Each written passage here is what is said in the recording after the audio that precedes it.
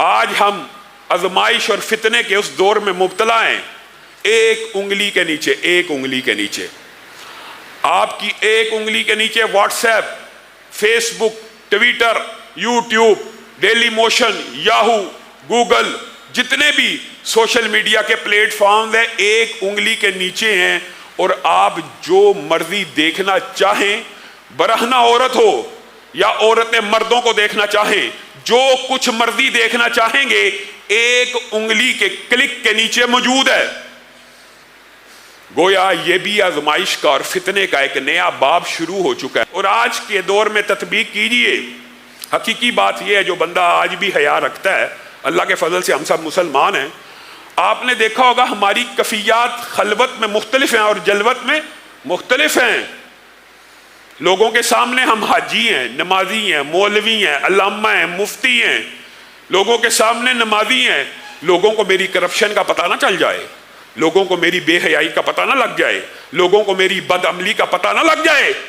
یستخفون من الناس ولا یستخفون من اللہ وہو معہم. یہ خلوت کے جو گناہ ہیں محدثین اور مفسرین نے لکھ دیا ہے. تنہائی کا گناہ اتنا بدترین گناہ، اتنا بدترین گناہ ہے کہ انسان کے دل سے ایمان کو صفا چٹ کر دیتا ہے اور انسان منافقوں میں شمار ہو جاتا ہے. لوگوں کے سامنے اور زندگی، تنہائی میں اور زندگی، اور لوگوں سے ڈرتے اور اللہ سے نہیں ڈرتے. اللہ نے منافقوں کے بارے میں یہ بات قرآن پاک میں کہا ہے، لوگوں کا خوف ہے، لوگوں کے سامنے اچھا بننا اچھا لگتا ہے، لوگوں کا بڑا خوف ہے. اور یہ شرم ہوتی ہے، لوگوں کی ہونی بھی چاہیے، معاشرتی اخلاق اور اقدار، اور یہی بات کا تقاضا ہے. لیکن اس اخلاق کا تقاضا یہ ہے اگر اللہ کی مخلوق سے ڈرتے ہو اس کے سامنے کہ ان کو ہمارا پتہ چل جائے گا، تو جب تم تنہا ہوتے ہو تم یہ گمان کرتے ہو تمہارا رب تمہیں دیکھ نہیں رہا یا تمہارے ساتھ نہیں ہے. اس سے کیوں نہیں ڈرتے؟ حقیقت میں تو اس سے ڈرنا چاہیے. ان تعبد اللہ کأنک تراہ. اسلام کا مقصود اور مطلوب یہ ہے. احسان کیا ہے؟ حدیث جبریل بھی آپ سب نے سنا ہے، پڑھا ہے. احسان کیا ہے؟ احسان سے مراد یہ ہے، مطلوب ہے مومن کی، بندہ مومن سے جو مطلوب ہے، اللہ کو کیا مطلوب ہے؟ ان تعبد اللہ کأنک تراہ. اللہ کی ایسی عبادت کرو، کیسی؟ جیسے رب کو دیکھ رہے ہو. فَإِن لَمْ تَكُنْ تَرَاهُ فَإِنَّهُ يَرَاكَ.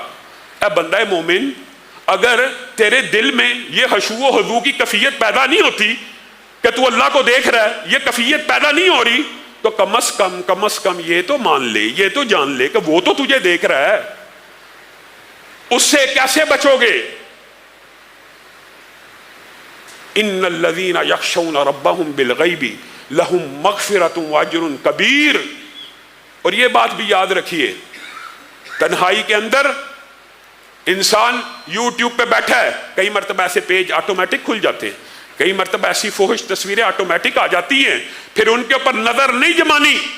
پھر اگر ان کو کلوز کرو گے، ان کو بند کرو گے، بار بار اللہ کے خوف کی وجہ سے یہ ادراک اور شعور رکھتے ہوئے کہ ہمارا رب ہمارے ساتھ ہے، دیکھ رہا ہے، نوٹ کر رہا ہے. ان الذین یخشون ربهم بالغیب لہم مغفرۃ واجر کبیر. پھر ایسے ہی بندوں کے لیے اللہ تعالیٰ نے مغفرت بھی رکھی ہے اور اجر کبیر بھی رکھا ہے. جو اللہ سے غیب میں ڈرتے ہیں، بن دیکھے رب سے ڈرتے ہیں، اپنی تنہائیوں میں موقع بھی مل جائے بند کر دیا، کلوز کر دیا. بار بار جو یہ عمل کرتا ہے، وَمَن يَتَّقِ اللَّهَ يُكَفِّرْ عَنْهُ سَيِّئَاتِهِ وَيُعْظِمْ لَهُ أَجْرًا. جو اللہ سے ڈر جاتا ہے اللہ تعالیٰ اس کے سارے گناہوں کو معاف کر دیتے ہیں، سارے کے سارے گناہوں کو معاف کر دیتے ہیں، اور ان کے لیے بہترین اجر ہے. اور یہی صورت ملک میں ہے کہ ان کے لیے بہت بڑا اجر اللہ رب العزت نے تیار کیا. کن لوگوں کے لیے؟ حقیقت یہ ہے اگر ہماری خلوت ہماری جلوت کی طرح پکیدہ ہو جائے، اللہ کی قسم تب ہم ولی اللہ کہلانے کے حقدار ہیں. اور دھرتی کے اوپر ولی اللہ صرف وہی ہے جس کی تنہائیاں پاک ہیں.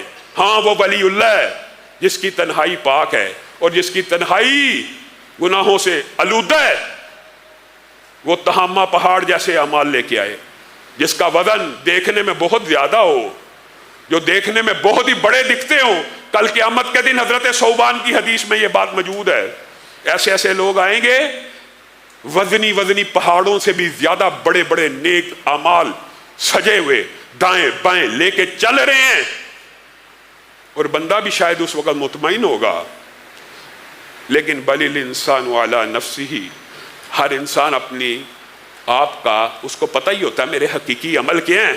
بظاہر تو بہت نیک اعمال ہیں، جب نامہ اعمال میں ان تہامہ پہاڑ جتنی نیکیوں کو ڈالا جائے گا، وزن زیرو، وزن ہی نہیں، اتنی بڑی نیکی وزن نہیں ہے۔ وجہ یہ ہے کہ تنہائی میں گناہ کر کے ایمان کی چادر دل سے نکل ہی گئی، بندہ ہی منافق ہو گیا، اس کے نامہ اعمال کے اندر نیکیوں کو کیسے تولا جائے گا؟ نہیں تولا جائے گا۔